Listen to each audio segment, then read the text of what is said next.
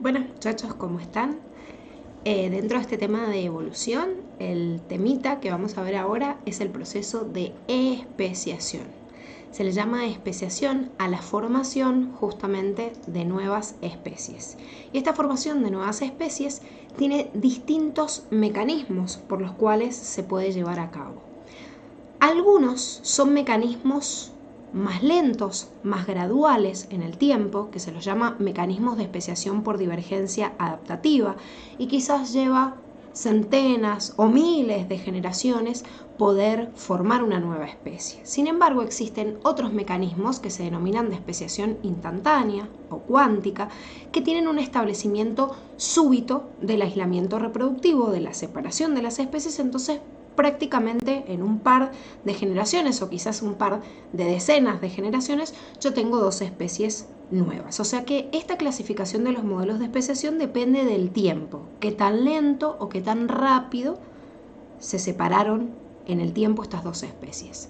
Ahora, esta especiación por divergencia adaptativa, este proceso más lento, depende prácticamente siempre de la selección natural, a diferencia de los modelos de especiación instantánea o cuántica, que son modelos dependientes de la deriva génica o de algunos eventos al azar que pueden ocurrir de forma justamente más rápida, más instantánea en el tiempo. Lo que vamos a ver ahora son los distintos modelos de estos tipos de especiación y tenemos tres modelos de especiación por divergencia adaptativa que se llaman alopátrica, parapátrica y simpátrica, y dentro de la especiación instantánea o cuántica tenemos el modelo de especiación peripátrica y por poliploidía. Entonces lo que vamos a ver ahora son cada uno de estos modelos. Dentro de estas especiaciones que se demoraban en el tiempo en instalarse, dijimos que una de ellas era la especiación alopátrica. La especiación de tipo alopátrica requiere de una barrera. Todas en realidad las especiaciones por divergencia adaptativa dependen de una barrera de tipo ecológica, pero la especiación alopátrica depende de una barrera de tipo geográfica. Es cuando una barrera se interpone en el flujo génico de dos poblaciones y no tienen la posibilidad de intercambiar genes, ¿sí? O sea, interrumpo el flujo génico y en este momento las dos poblaciones no pueden intercambiar directamente porque no pueden llegar una a la otra. Entonces, con el correr del tiempo, si estas especies están cada una en un territorio, en un espacio distinto, se van a empezar a cruzar entre sí, a acumular mutaciones, ser sujetos a procesos de adaptación, de selección natural, de deriva génica, mutaciones, bueno, todos los procesos de cambio evolutivo. Pero al fin y al cabo, si no hay intercambio o flujo de genes, si yo logro el tiempo suficiente en el cual se mantiene esta barrera geográfica y después si desaparece esta barrera y yo los vuelvo a unir, pero ya no se cruzan entre sí, yo puedo decir que se han separado y han sufrido justamente una especiación, como me dice acá, del modelo alopátrico. La diversificación de estas especies, por ejemplo, uno de los ejemplos puntuales, es lo que ocurrió con la diversificación de Pangea, de este continente, supracontinente, que se subdividió y dividió a cada una de las especies. Puede ser que entre medio se produzcan justamente algún intercambio genético cuando se vuelvan a unir entre una especie y la otra que quedaron separadas y se produzcan híbridos. Si estos híbridos son más aptos, ya vimos que podían generar un fenómeno de polimorfismo. Pero si estos híbridos son menos aptos o directamente estériles, quiere decir que voy a establecer un fenómeno de especiación y se van a establecer dos especies justamente distintas. Fíjense, este modelo o esta gráfica me está dando en el tiempo cómo a través de esta barrera que separó a esta población de esta, cómo la diversificación de características distintas hizo que las nuevas poblaciones ya tengan una variación genotípica tan diferente que cuando yo llego a un determinado punto, si trato de juntarlas, ya no se cruzan.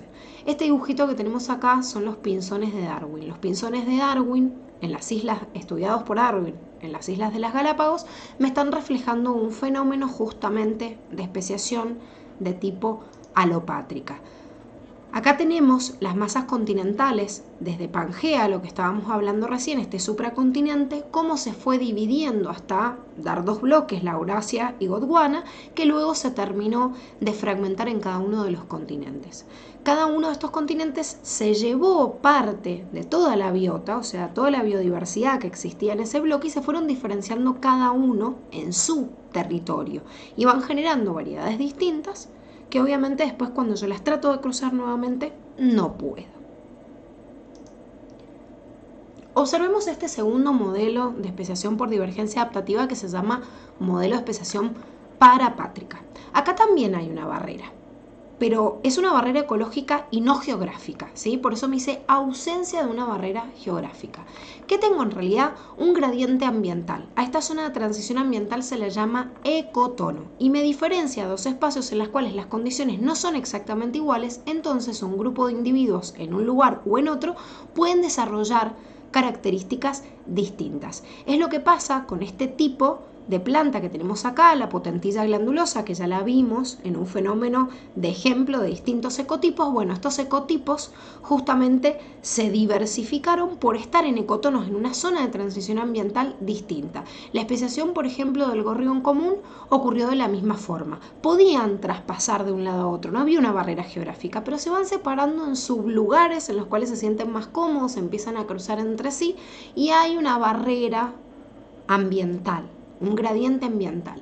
Entre medio de esta zona de transición ambiental generalmente existen en simultáneo, digamos, varias de estas condiciones climáticas que a veces pueden ser seleccionadas, digamos, como prioritarias por una de las especies y empezar a cruzarse con los suyos. Sin embargo, cuando hay una ausencia total directamente de una barrera que no es ni ambiental ni geográfica, pero sí hay una barrera de comportamiento, o sea, etológica o sexual, pero ocurre todo en el mismo territorio, se da lugar a un tipo de especiación que se llama simpátrica. Cuando dos poblaciones en el mismo territorio se empiezan a diferenciar, tienen conductas distintas de alimentación y después eso va diferenciando la conducta de apareamiento, me termina dando variantes distintas. Esta mosca de la fruta, por ejemplo, Ragoletis pomorela, era una mosca que originalmente se alimentaba del fruto del espino.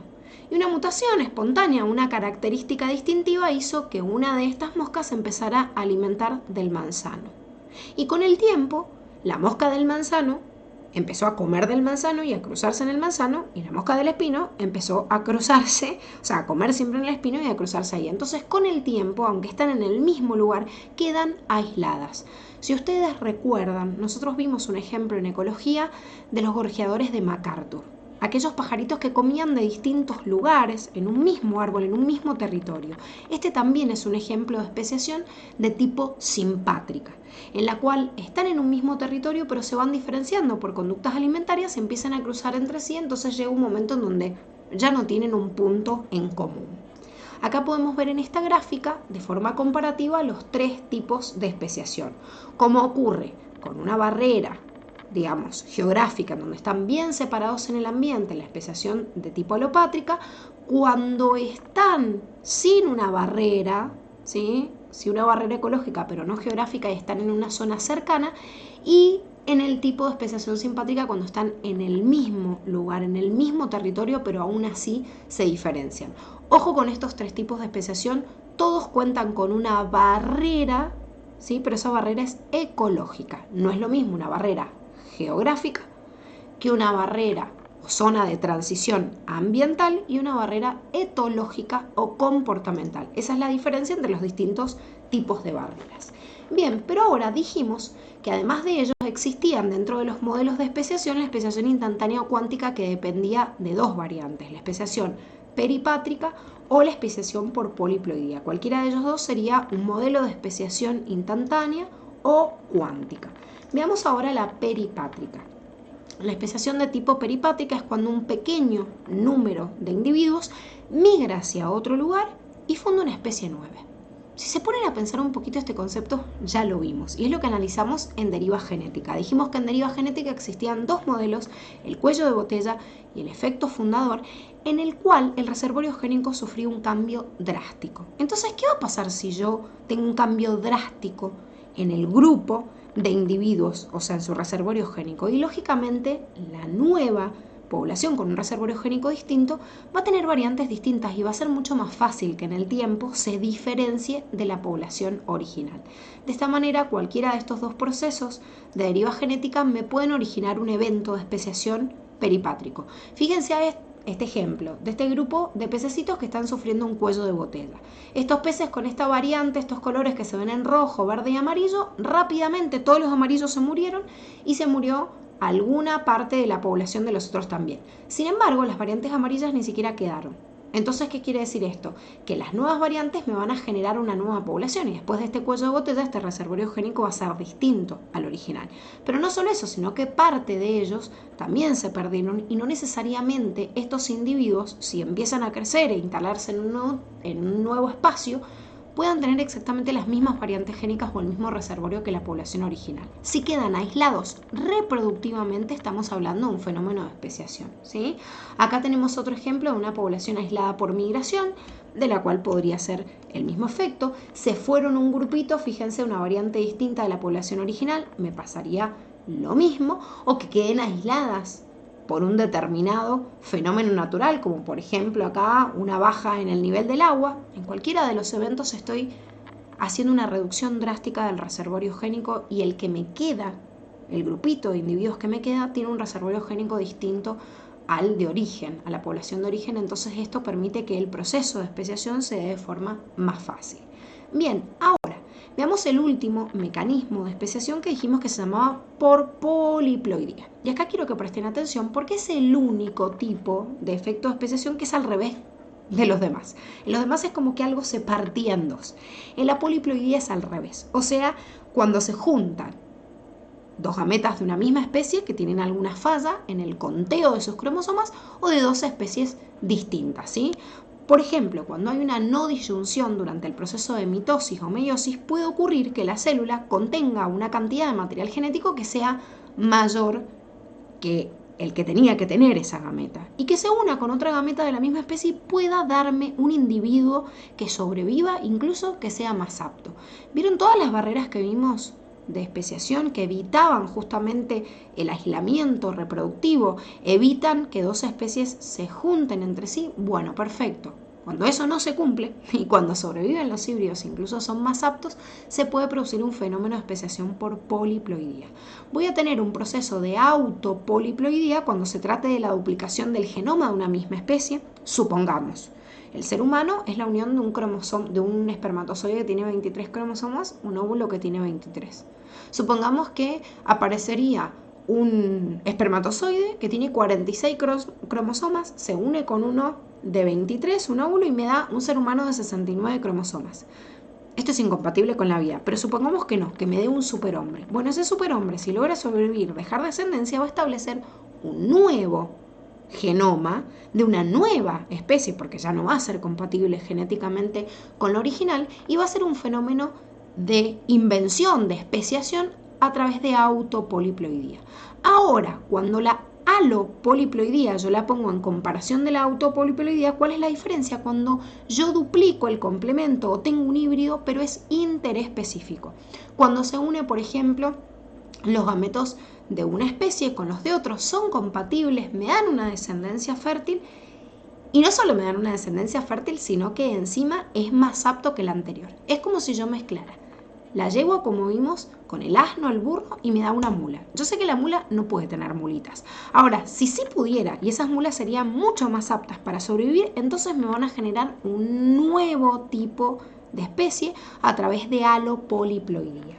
Siempre recuerden que cuando yo hablo de más dotación genética que la normal, quiere decir que si yo tengo una cantidad normal de una célula diploide, y obviamente las gametas deberían ser de cada uno n, o sea con un juego, lo máximo que pueden tener es 2n y darme una célula tetraploide. Este mecanismo no es muy común en los animales. Sí hay algunas especies hermafroditas, como me muestra acá, caracoles, lombrices de tierra, planarias, que han sufrido este proceso de diversificación de las especies a través de poliploidía, pero es mucho mucho más común en las plantas. Hay muchos tipos de plantas que se originan por poliploidía. Es más, se piensa que más del 50% de las plantas se han originado a través de este mecanismo, ¿sí? Entonces, si bien no es muy común en los animales, sí lo es en los tipos de planta. Bueno, chicos, con esto terminamos los tipos de modelos de especiación, ¿sí? O sea, los tipos o las formas o los mecanismos por los cuales un individuo puede partirse en dos especies distintas o unificarse a través de este momento, digamos, de fusión en la especiación por poliploidía. Así que bueno, cualquier duda la vemos en clase. Nos vemos.